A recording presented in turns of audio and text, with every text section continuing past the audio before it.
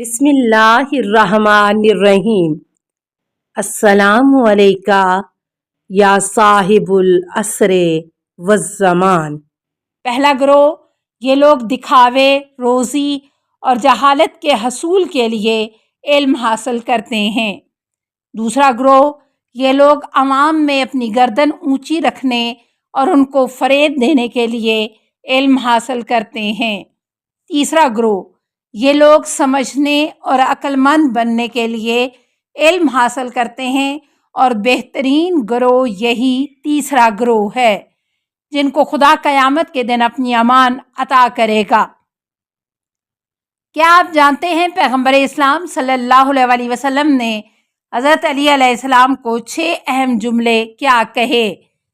معتبر حدیث میں مروی ہے کہ نبی اکرم صلی اللہ علیہ وسلم نے حضرت علی علیہ السلام سے فرمایا، تم 6000 گوسفند یا 6000 دینار کے خواہ ہو یا 6000 الفاظ چاہتے ہو؟ امام نے عرض کیا 6000 الفاظ۔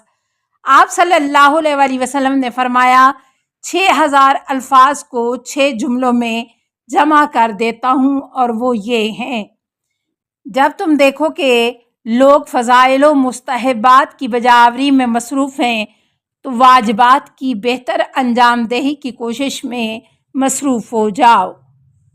دوم، جب دیکھو کہ لوگ دنیا کے کاموں میں مصروف ہیں تم آخرت کے کاموں میں مشغول ہو جاؤ۔ سوم، جب دیکھو کہ لوگ دوسروں کی عیب جوئی میں لگے ہوئے ہیں تم اپنے عیوب پر نظر رکھو۔ چہارم، جب دیکھو کہ لوگ دنیاوی چیزوں کی سجاوٹ و آرائش میں مصروف ہیں تو تم اپنی آخرت کو سجانے میں لگ جاؤ۔ پنجم، جب دیکھو کہ لوگ زیادہ سے زیادہ عمل انجام دینے میں مصروف ہیں تم اپنے عمل کو بہتر سے بہتر بنانے میں مشغول ہو جاؤ۔ کیا آپ جانتے ہیں کہ دنیا کے عجوبے قابل مذاق کون لوگ ہیں؟ اول، جو زبان سے استغفار کرے اور دل میں ندامت نہ رکھتا ہو، اس نے اپنا مذاق اڑایا ہے۔ دوم، جو شخص خدا سے توفیق مانگے جبکہ اپنے عمل میں سر توڑ کوشش نہ کرے تو اس نے اپنا مذاق اڑایا ہے۔ سوم، جو شخص خدا سے جنت کا طلبگار ہو اور سختیوں اور مصائب پر صبر نہ کرے اس نے اپنا مذاق اڑایا ہے۔ چہارم، جو شخص خدا سے جہنم سے نجات کا طالب ہو اور دنیاوی شہوت و خواہشات کو ترک نہ کرے اس نے اپنا مذاق اڑایا ہے۔ پنجم، جو شخص موت کو یاد کرے اور خود موت کے لیے تیار نہ کرے اس نے اپنا مذاق اڑایا ہے۔ ششم، جو شخص خدا کو یاد کرے لیکن لقاء اللہ کا مشتاق نہ ہو اس نے اپنا مذاق اڑایا ہے۔ کیا آپ جانتے ہیں کہ تمام پیغمبر کسی نہ کسی پیشے سے وابستہ تھے؟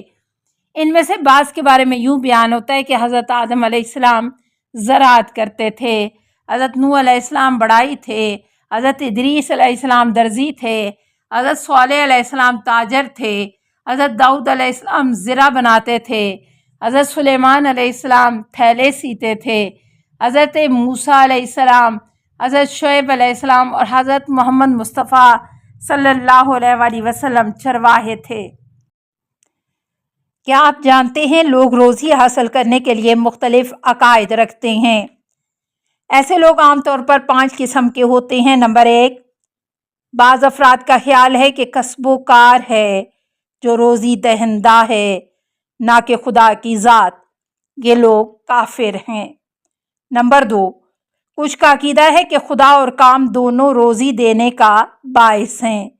یہ لوگ مشرک ہیں کیونکہ انہوں نے خدا کا شریک بنا لیا ہے۔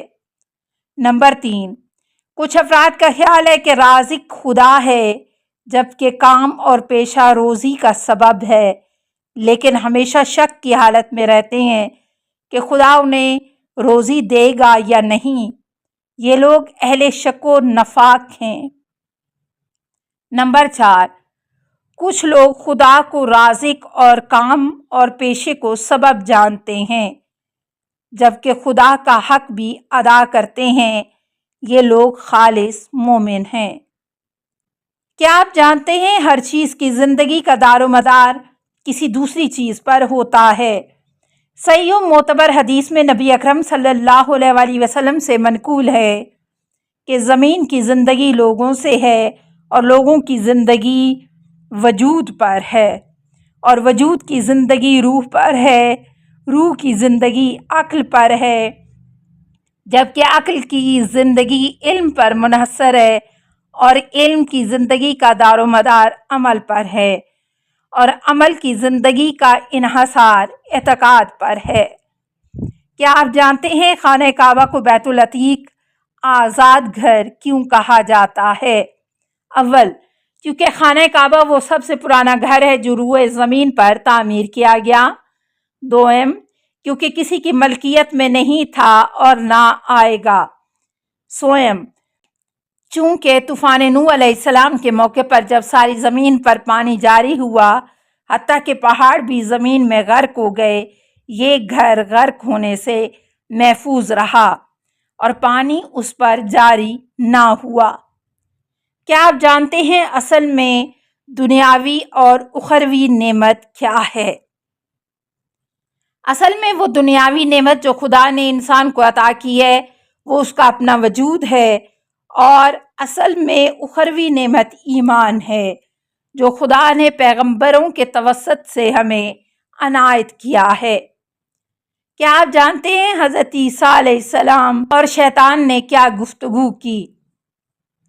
تاریخ میں بیان ہوا ہے کہ جب جناب عیسیٰ علیہ السلام نے ابلیس کو دیکھا تو اس کے آگے 5 گدھے ہیں اور ہر ایک پر اس نے سامان لادا ہوا ہے، تو انہوں نے ابلیس سے پوچھا یہ سامان کس قسم کا ہے؟ اس نے جواب دیا یہ میرا سامان تجارت ہے اور میں اس کے لیے خریدار کا طلبگار ہوں۔ جناب عیسیٰ علیہ السلام نے پوچھا کہ اس میں کیا چیزیں ہیں؟ اس نے کہا ایک پر ظلم و ستم کا سامان ہے۔ نبی نے پوچھا اس کا خریدار کون ہے؟ ابلیس نے کہا بعض حکام اور بادشاہ وغیرہ۔ دوسرا دشمنی، حسد اور نفاق کا، جس کے خریدار ناسمجھ، نادان اور بے ہنر افراد ہیں۔ تیسرا سامان تکبر اور لالچ ہے اور اس کے خریدار بعض علماء ہیں۔ اور چوتھا سامان خیانت ہے جس کے خریدار نوکر پیشہ لوگ ہیں۔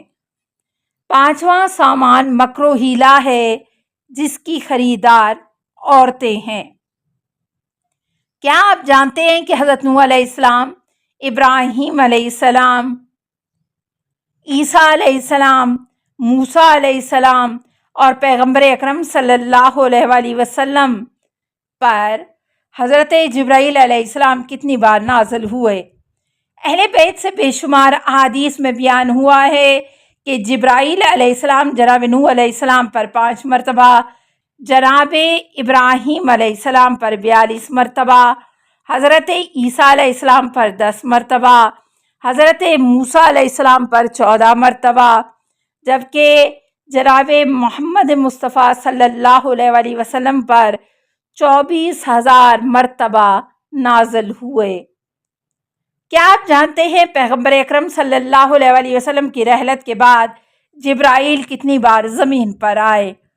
معتبر روایات میں آیا ہے کہ جبرائیل علیہ السلام اس بیماری کے موقع پر جس کے نتیجے میں رسول خدا صلی اللہ علیہ وآلہ وسلم کا انتقال ہوا، آپ کی خدمت میں حاضر ہوئے۔ پیغمبر اسلام صلی اللہ علیہ وآلہ وسلم نے ان سے فرمایا اے برادر جبرائیل، کیا میرے بعد بھی زمین پر آؤ گے؟ السلام علیکہ یا صاحب العصر والزمان، الامان الامان الامان من فتن الزمان، السلام علیکہ یا خلیفۃ الرحمن، السلام علیکہ یا امام الانس والجان، السلام علیکہ یا مظہر الایمان، السلام علیکہ یا شریک القرآن، السلام علیکہ یا قاطع البرہان، السلام علیکہ یا امام زماننا ھذا اجل اللہ فرجک وسہل اللہ مخرجک۔ و ظہور کا السلام علیکہ ورحمۃ اللہ۔ اللہم صلی علی محمد و آل محمد۔